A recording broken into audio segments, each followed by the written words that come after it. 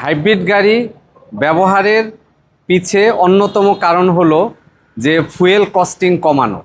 সেই হাইব্রিড গাড়ির যদি মাইলেজ কমে যায়, ফুয়েল ইকোনমি ঠিকমতো না পাওয়া যায়, তাহলে হাইব্রিডের বেনিফিটটা পাওয়া যাচ্ছে না।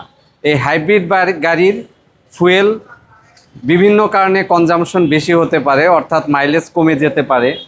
যেমন আপনার ফুয়েল সিস্টেমের যদি প্রবলেম হয়, ফুয়েল সিস্টেমের মধ্যে ইনজেক্টর, এসি পাম্প বা এসি পাম্প ফিল্টার ডার্টি হতে পারে, থ্রোটল বডিতে বা বাটারফ্লাই ভালভে ময়লা জমতে পারে, বা অন্য কোনো প্রবলেম হতে পারে। স্পার্ক প্লাগে প্রবলেম হলেও মাইলেজ কমে যায়।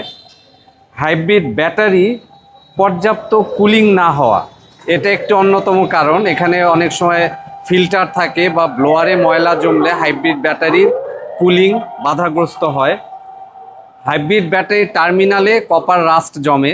এই রাস্ট জমার কারণে হাইব্রিড সিস্টেম ঠিকমতো ইলেকট্রিসিটি ফ্লো পায় না, সেই ক্ষেত্রে হাইব্রিড পারফরমেন্স কমে যেতে পারে।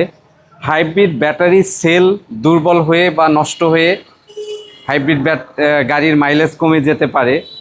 আরেকটা কারণ হতে পারে এই গরমের মধ্যে, বিশেষ করে যে অনেক সময় গাড়ির এসির যদি প্রবলেম হয়, তাহলে ব্যাটারি কুলিং সাফিসিয়েন্ট না হওয়াতে হাইব্রিড গাড়ির মাইলেজ কমে যেতে পারে। এগুলো অন্যতম কিছু কারণ।